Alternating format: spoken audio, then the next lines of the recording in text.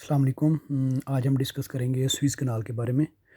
तो सबसे पहले हम कनाल की डेफिनेशन देखते हैं। एक आर्टिफिशियल कंस्ट्रक्टेड पैसेज है, या तो शिप्स के लिए है और या फॉर इरिगेशन या आबपाशी के लिए।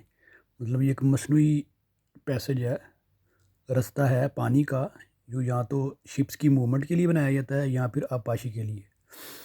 स्विस कनाल के बनने से पहले जो शिप्स को डिस्टेंस कवर करना पड़ता था इंडियन ओशियन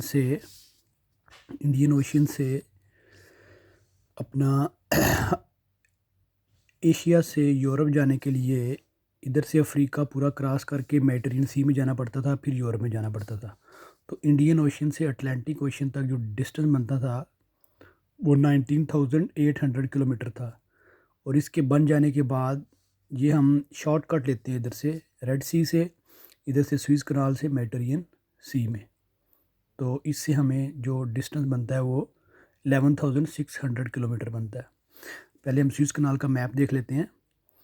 इधर अफ्रीका है, इधर एशिया है, मिडल ईस्ट की कंट्री हैं जो। ये इजिप्ट है और ये इसका सिनाई पेनिनसुला है जो बोथ कॉन्टिनेंट में है, अफ्रीका में भी है, एशिया में भी है। इसलिए ट्रांस कॉन्टिनेंटल कहते हैं इजिप्ट को, ट्रांस कॉन्टिनेंट। इधर इसराइल है, साथ लबनान है, इधर सीरिया है, इराक है, ये जॉर्डन है, ये सारा सऊदी अरेबिया है। स्विस कनाल है ये कनेक्ट करती है रेड सी और मेडिटेरेनियन सी को, और सेपरेट करती है अफ्रीका को एशिया के साथ। अफ्रीका को एशिया से सेपरेट करती है और रेड सी और मेडिटेरेनियन सी को कनेक्ट करती है।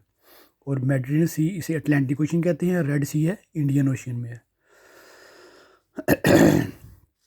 अब हम इसकी हिस्ट्री देखते हैं। 1850 कबल मसीह में इसको बनाने की कोशिश की थी, लेकिन वो इतनी ज़्यादा कामयाब नहीं हुई। इसके बाद इसकी जो मॉडर्न कंस्ट्रक्शन है वो 1859 में स्टार्ट हुई थी। 1854 में एक फ्रेंच डिप्लोमेट था फर्डिनेंड, उसने सईद पाशा जो इजिप्ट का किंग था उससे इजाज़त ली कि हम यहाँ पे कनाल बनाएं। तो उन्होंने फिर 1854 में एक कंपनी बनाई थी, यूनिवर्सल स्विस शिप कनाल कंपनी के नाम से। उन्होंने काम स्टार्ट किया था 1859 से 1869 तक। स्विस कनाल की जो कंस्ट्रक्शन का काम 1859 में स्टार्ट हुआ था और 1869 में ये कंप्लीट हो गई थी। 17 नवंबर 1869 में ये ओपन हो गई थी। 1875 में इजिप्ट ने कुछ पैसे देने थे बहुत ज़्यादा, तो ब्रिटिश ने इनके 44% शेयर ब्रिटिश ने इजिप्ट से ले लिए थे, इजिप्ट किंग से। बाद में 82 में एक ट्रीटी ऑफ कंस्टेंटिनोपल हुई थी, जिसके तहत इसे तमाम कंट्रीज़ के लिए ओपन कर दिया गया था। और 1956 तक इस पर कंट्रोल था ब्रिटिश का, क्योंकि 1922 में इजिप्ट को फॉर्मली इंडिपेंडेंस मिल गई थी, लेकिन जो ब्रिटिश के ट्रूप्स थे वो 1856 तक रहने थे वहाँ पे इजिप्ट में। अब हम इसका देखेंगे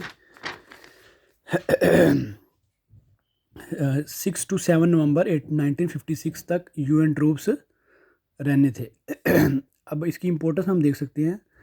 तो 12% ऑफ ग्लोबल ट्रेड है वो इस रूट के थ्रू होती है। एनुअली जो $1 ट्रिलियन वर्थ गुड्स की ट्रांजिट इधर से होती है। और 2023 के डाटा के मुताबिक 26,434 शिप्स हैं वो इस रास्ते से पास हुई हैं एनुअली।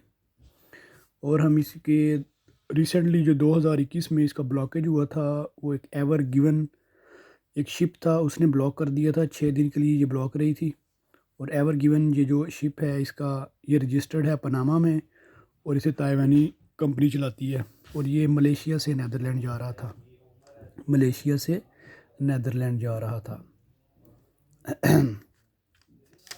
अब हम पढ़ते हैं एग्ज़ाम रिलेटेड क्वेश्चन इसमें से। तो पहले हमने याद रखना है कि सबसे बड़ी जो लार्जेस्ट पाकिस्तान की कनाल है वो नारा कनाल है, और जो सबसे वर्ल्ड्स लार्जेस्ट कनाल है वो चाइना की है, grand canal of China. Exam related question ये है कि फ्रेंच डिप्लोमेट का नाम पूछता है, फर्डिनेंड डिलपेप्सी। उसने 1854 में सईद पाशा को कहा था कि हम एक कनाल बनाते हैं। 1859 में इसकी कंस्ट्रक्शन स्टार्ट हुई थी और 1869 में इसकी कंप्लीट हुई थी, 16 में। और 1856 में इसको जमाल अब्दुल नासर ने इसको नेशनलाइज किया था 26 जुलाई 1956 को। 26 जुलाई 1956 को इसको नेशनलाइज कर दिया था। और इसकी जो टोटल लेंथ है वो 193 किलोमीटर है और इसकी जो मैक्सिमम विड्थ है 205 मीटर है। और इसी के रिलेटेड 6 डे वार की क्वेश्चन भी पूछ सकता है। 6 डे वार हुई थी 1967 में। और जो इस कैनाल का स्टार्टिंग पॉइंट है वो पोर्ट सईद है, वो मेडिटेरियन सी में है। और इसका जो एंडिंग पॉइंट है वो पोर्ट तेफिक है, वो रेड सी, उसको गल्फ़ ऑफ सीज भी कहते हैं। और ये सेपरेट करती है एशिया और अफ्रीका को, कनेक्ट करती है रेड एंड मेडिटेरियन सी को, और कनेक्ट करती है अटलांटिक और इंडियन ओशन को।